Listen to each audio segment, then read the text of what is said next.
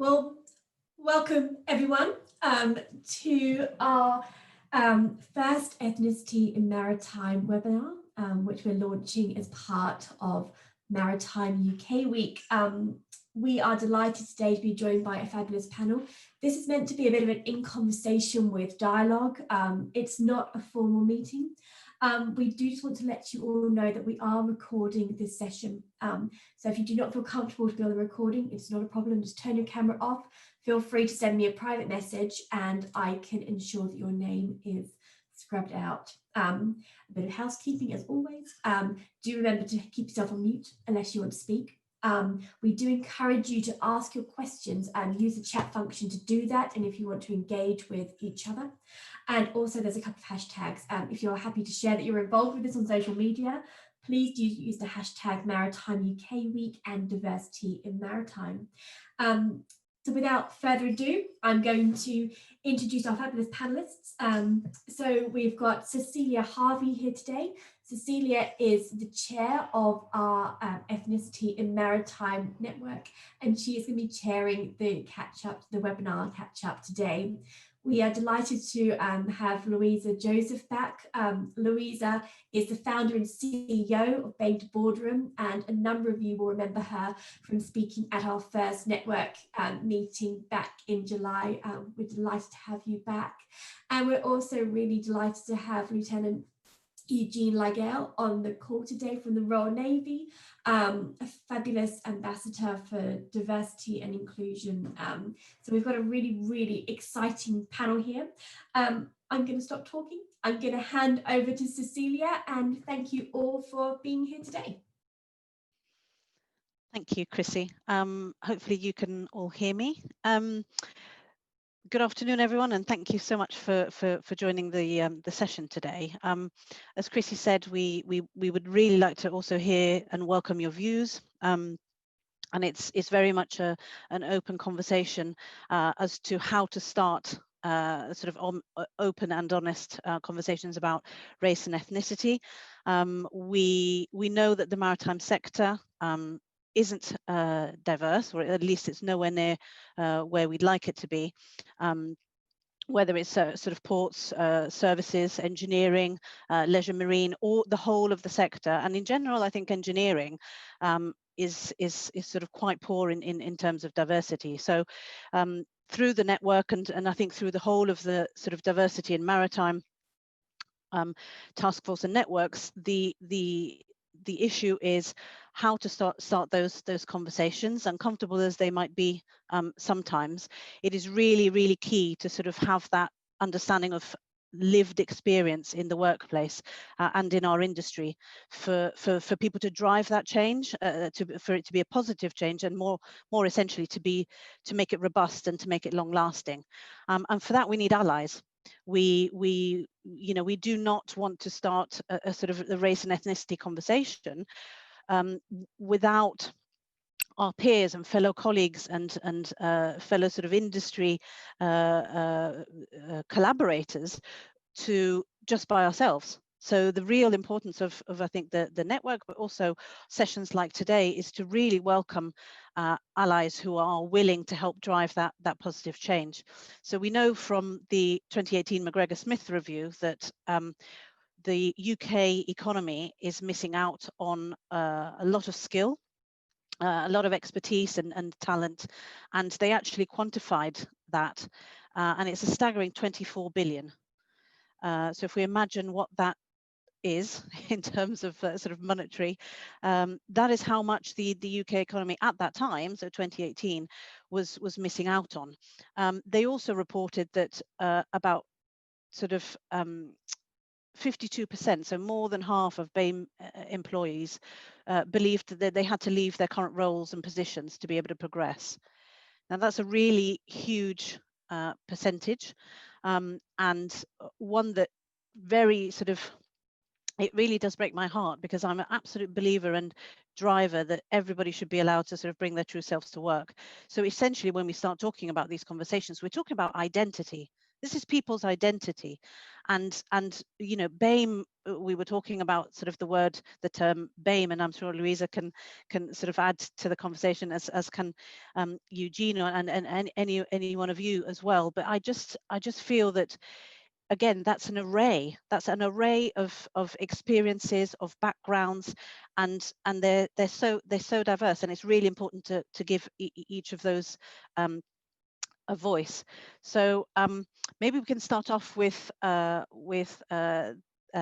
Maybe if you could introduce yourself, and we're delighted, as Chrissy said, to have you again, and maybe we can sort of kick off the conversation as to why is it important to have these conversations. Thank you, Cecilia, and thank you guys very much for inviting me again to your party. Okay, so as you mentioned, I am the founder of BAME to Boardroom, and essentially what my service is that we provide both to individuals and organisations mentoring, coaching, inclusive leadership, and also a race at work dialogue program in which we talk about race at work and get everybody in a room to feel comfortable in that safety space to talk about this really emotive topic.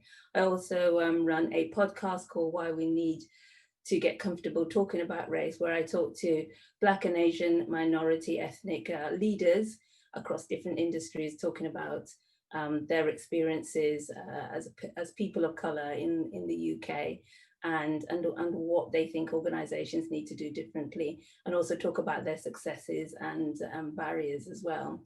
So I'm very keen to get as many people starting those conversations, because it's only until you start those conversations can you really start to make change within your organisation. And in terms of why we need to do that, it's pretty obvious that there are so many reports out there, from, you know, the Business in the Community report to the McGregor-Smith report that you mentioned, Cecilia, the McKinsey report, the Parker Review, and also the latest race disparity report that's being commissioned by the government. But there's all of these different reports that have been set up that says that to make a difference in your business, not only performance-wise, not only is it the right thing to do, but you need to tap into everybody being in the room talking about what the barriers are. And that's the only way that I think you will be able to make change. You have to understand people's perspectives, where they're coming from, whether you're Black, white, or an Asian person of Asian origin. And until you really understand people's lived experiences, you can't put yourself in their footsteps, and you can't see where there's mindset change, because we're all being, you know, socially programmed in a certain way to live our lives and have our own beliefs. And until you have those challenges in those conversations, it's very difficult to see a different side to it. So that's the reason why I think we need to have those conversations individually and at work. Brilliant. Thank you, Louisa. Eugene, can I come to you? Have you got anything you'd like to share and add? Yeah, I mean, hi, I'm Eugene Legale. I've been in the Navy 19 years now. Most recently, I'm working in the Navy headquarters in Portsmouth, and I'm here representing the race and ethnicity champion for the Royal Navy. And I just wanted to say, yes, I echo a lot of what Louisa has said, but also I like to think that, particularly in our industry, in the military industry, that not only is it nice to get to know each other, actually, when we're out at sea, we do depend on each other 100% for our livelihood.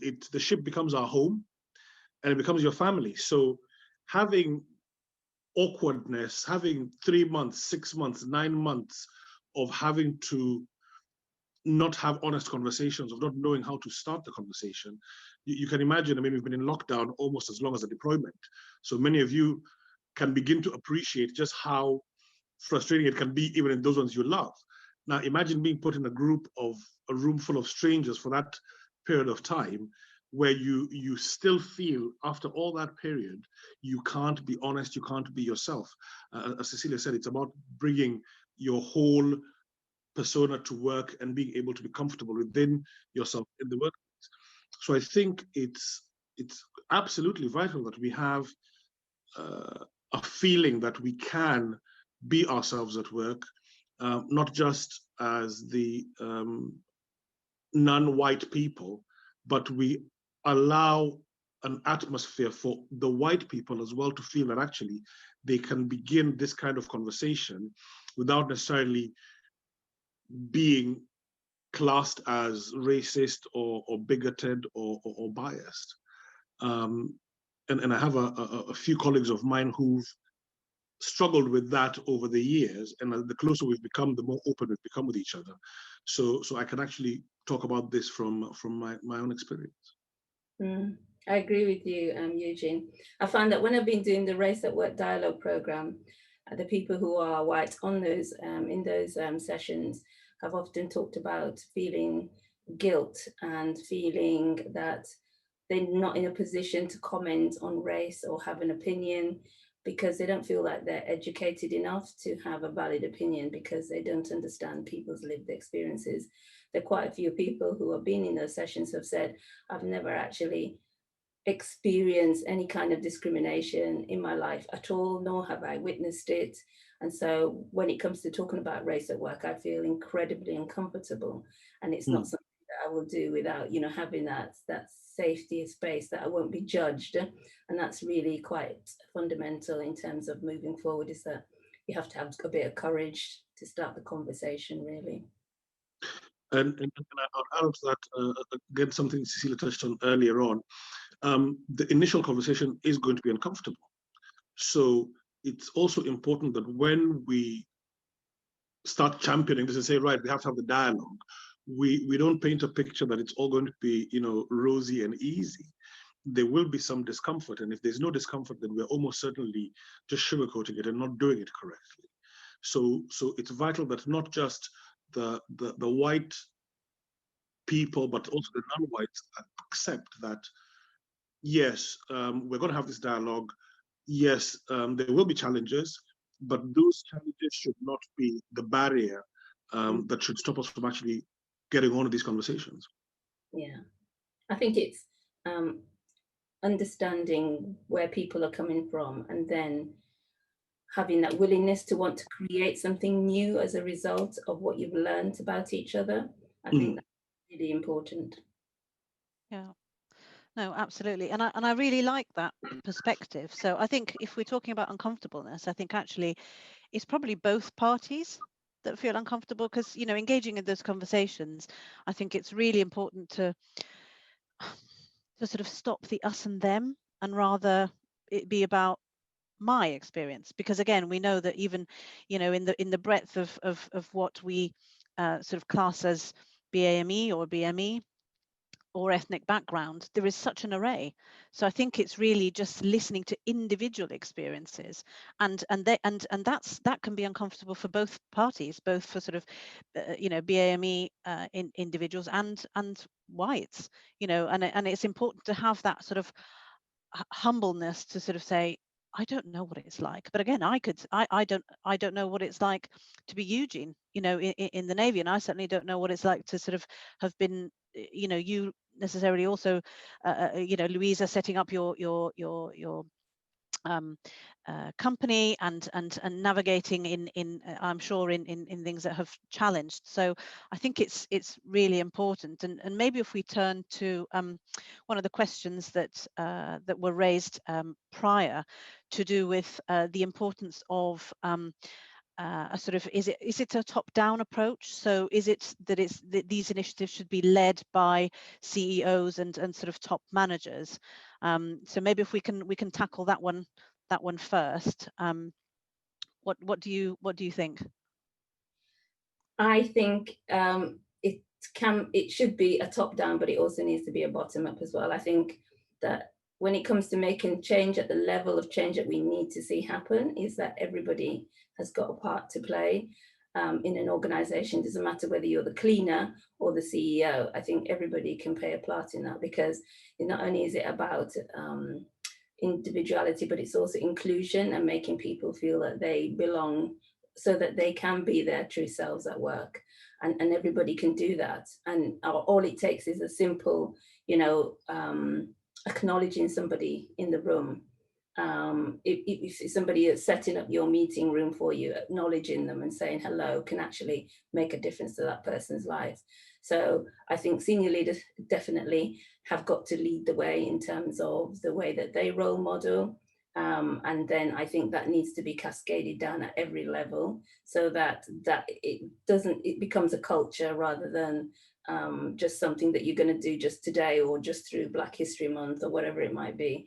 It's got to be something that's ingrained into everything you do, so it becomes business as usual. It goes through your processes, your systems, your policies, the way you greet people, your recruitment, your hiring processes. All of those systems has got to be in place, as well as your values, the way that your website demonstrates that you are diverse in thought and business. So I think it's a holistic thing, and it's got to come not only from the top, but it's got to come from the bottom up as well. Absolutely. Agree. Eugene, would you like to add to that, or draw maybe on personal experiences that you've had in the Navy? I think Louisa stole my notes for this. and then she says it better than I would, so that's awful. But in the Navy, for example, we've had, and I was speaking about this with some of the people from the Commonwealth Network, and those who've been in for 25, 30 years have had all these experiences before. What can we do to make the service more diverse? You've got these people, you get all these admirals in a room, all white men, middle-aged. They have a chat about it. They think they've come up with some fantastic ideas. Quick as a flash, nothing happens. When the funding dries up, what's the first thing to go? That diversity thing, it used to be diversity and inclusion.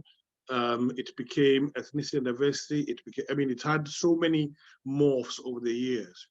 So one of the big issues with an organization such as ours is the turnaround of personnel is quite high in the top jobs. So I'll go in as an admiral, I'll be there for 3 to 4 years. I'll have my pet projects. When I leave, somebody else comes in. So if 4 years ago, like 2020 is a perfect example, Black Lives Matter, we've had all this stuff going on, Corona, all this, we're like, okay, we get it, diversity is important. All people in the hierarchy have decided, right, not only do we think the diversity is important, we accept that we're not doing inclusion very well. The permanent secretary has sent a letter out to all commanding officers across the board. This is not good enough. We need to do better. That's great. What have we done in the Navy? We've appointed an admiral, the race and ethnicity champion, and that's their job. They're going to make sure that we get all this right. Great. What's going to happen in 4 years' time? When we're no longer in lockdown, when people have forgotten about George Floyd, is it going to carry on? So whilst the top down is important, in my organization, the momentum needs to be carried on by the people from the bottom up as well. And that can only be done if when the top brass decide, right, we're going to do this, they create an atmosphere, an environment in which the people at the bottom or the people in the middle feel that actually this is something we can take and run with, so that when the person at the top changes in 4 years' time, the groundswell is such that it doesn't necessarily depend on that person up there. So yes, it is a top-down responsible for creating the atmosphere and the environment in which people from the bottom and the middle can feel that they can actually run with it. But again, that comes with its own little challenges, I feel. Yeah, I agree. It does come with challenges, because you have to trust. I think the issue of trust within an organization is really important. I think also the data can be really powerful. So you need to win hearts and minds. And sometimes the data is what switches people's mindset, because if they can see why you're doing what you're doing, like Simon Sinek says, you need to understand the why in order to drive activities. And so, if you understand the why it's important in the business, why it's important to the individual, why it's important to your clients and your customers, then you've got something to go with, and it doesn't matter whether that CEO moves on to another organization. It's going to be part of the culture, but that's going to take work, and that's going to take a bit of time, and it needs to be consistent. You aim for some quick wins, and then you keep going, and you celebrate success as you go along, and that gives people that energy that they need and the drive. Absolutely. Brilliant. And actually, there's a question here in the chat from Debbie that maybe Eugene, you could start answering. And it's do you think it's important for the maritime industry to do more about its colonial past in order to be diverse in the future, or are those issues separate to the lack of diversity that we see today? I think the country in general has to do something about its colonial past. And we're just a subset of that. And I could go on and on about this. So if somebody wants to have a private conversation, we can do that later.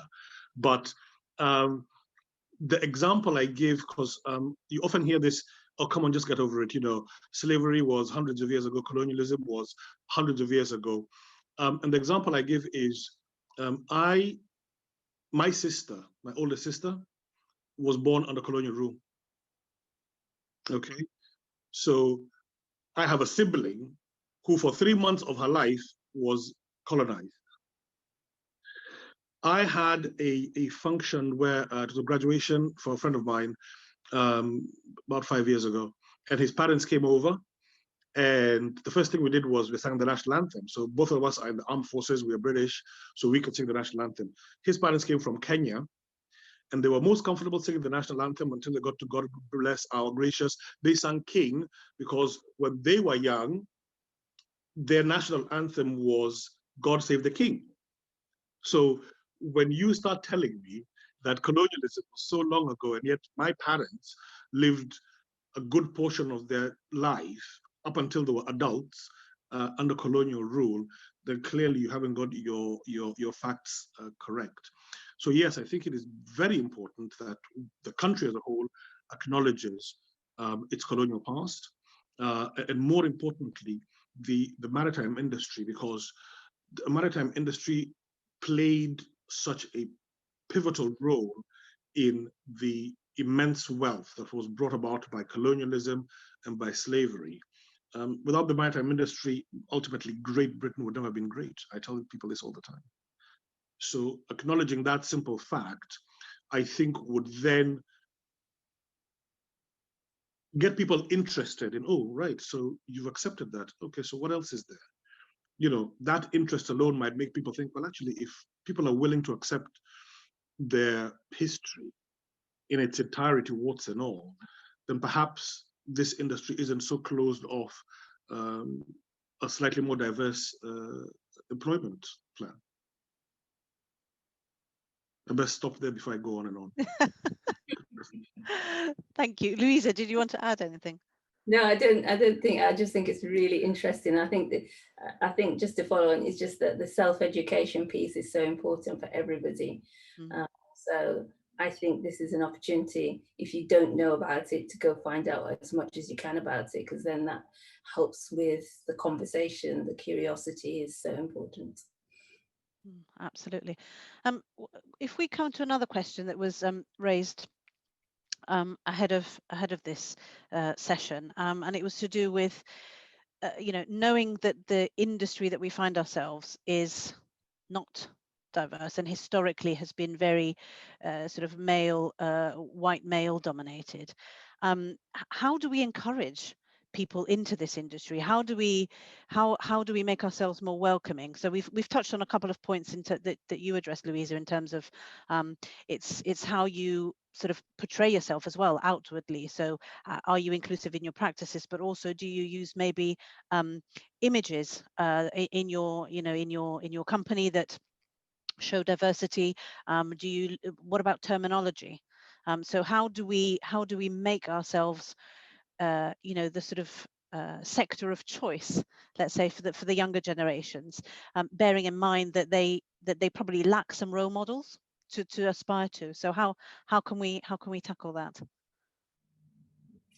I think you have to have a long-term plan, because I think, first of all, you need to understand what it is you're wanting to do. What's your goal, your target, your aspiration, and then put in place the activities to go along with that. So I think there are many organizations who, like PR, marketing, where there is a lack of people from underrepresented groups within those industries, same as maritime.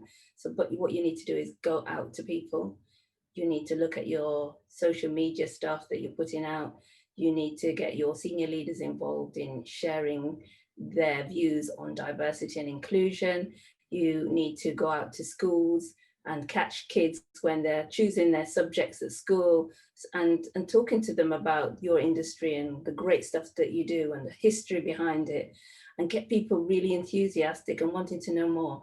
Perhaps invite school children into your organization on interns, or work experience, or just even a workshop, just to find out a little bit about the business, how it works, and get them interested. But don't just target those people in your local areas. Target the demographics where you will find that diversity. So you have to do something better than what you're doing at the moment, and look at different avenues. But I think it's important that you've got this group, because I'm sure you'll get loads of ideas about how you might be able to do that better.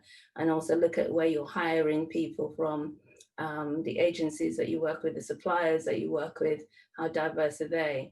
But raising the awareness about the good work that you're doing in diversity and inclusion, sharing it on social media, or it's just about talking to people and sharing the work that you're doing, that will raise that awareness. But that's more of a longer term plan, I think. But I think when you're supporting things like Black Lives Matter, it's Black Lives Matter, or Black History Month. It's about what happens the rest of the other 11 months of the year. You have to keep the momentum going, keep those conversations going, talking to external partners to see how you can be the lead in this kind of industry. Absolutely, absolutely. Thank you. So if anyone has any questions, please, as Chrissy mentioned, do pop them in the chat. But Eugene, how do you think, sort of in the military, and maybe more specifically to the Navy, how can your industry help, or your sort of more specific area, sort of be more inviting? Well, again, it's one of those things that has been tried before. You've got all these studies in the 90s and the noughties of why people aren't joining up. You traditionally have a shortage of people from the middle of the country. You've got a high number of people from the coastal regions, which is quite standard, quite normal. You then have, from the interior, you have people who've got a military past. But again, that's all samey, white middle class type people. I think, again, Louisa stole all my sandwiches. It's all about the long game. Because if we keep trying to just figure out the short-termism, right? What do you guys want? How can we attract you to the industry? I think it kind of defeats the purpose. I think we need to have a 25-year plan for military recruitment. The Navy is not going anywhere. We can actually afford to create a 25-year plan and say that in 25 years, this is how we're going to be looking. And if we had done that roughly when I joined up, we would almost be there by now. Okay, so I think there's too much short-termism and thinking of, right, we'll do this now, we'll do this now.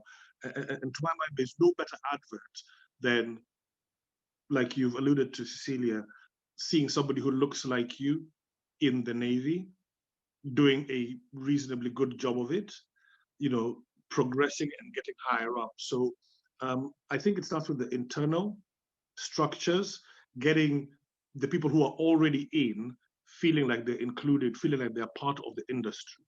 They in turn will be more willing to be the mouthpiece of the industry, if you will, or the organization. Because I can tell you, I've spoken to lots of people of color, and a lot of them don't feel like it's their Navy. And if asked, would you recommend the Navy to one of your relatives? The answer is quickly no. So we need to change that answer to be yes, and emphatically so. And with that in mind, I think the long-term plan would work better than, right, advertising. I mean, the advert, you've seen the advert, you know, born in Blythe, raised in the Royal Navy. It's a fantastic advert. But that's only going to get so many people through the door. What we need to do is get the people to the door, make them feel that they're a valued part of the organization, and they will be the best ambassadors for us. And I think it has to be a much longer term plan. Brilliant. Thank you. Thank you so much. I'm just conscious of time. I'm sure we could all talk about this forever, but I do encourage you to ask any questions if you have them, or even if you think about them afterwards. Maybe get in touch with Chrissy, or certainly I'm more than happy to carry on discussions with you. But I hope you'll join me in thanking our fantastic panelists today. Louisa and Eugene, thank you so much for your precious time, and I hope that everyone's enjoyed this session to sort of at least start talking about race and ethnicity, and just, you know, take those first steps towards that conversation. So I will now hand back to Chrissy, if that's okay. Thank you so much, and thank you to our panelists today, Cecilia, Eugene, and Louisa. We're so grateful to you all. Thank you everyone for zooming in today. This is just the start of this really, really important conversation. We've got our network meetings. We do encourage you all to attend that. I've put the link in the chat function. As mentioned, we will be putting this recording up on our website, and we will be running a lot more webinars and hoping some podcasts soon as well. So I will wrap this up and say a massive thank you again to the panelists, to you all for zooming in, and also we've got some great notes in the chat function about great discussion, and well done. So thank you to you all, and we'll look forward to connecting soon and continuing this very, very critical discussion. Thank you. Thank you. Thanks. Bye. Bye-bye.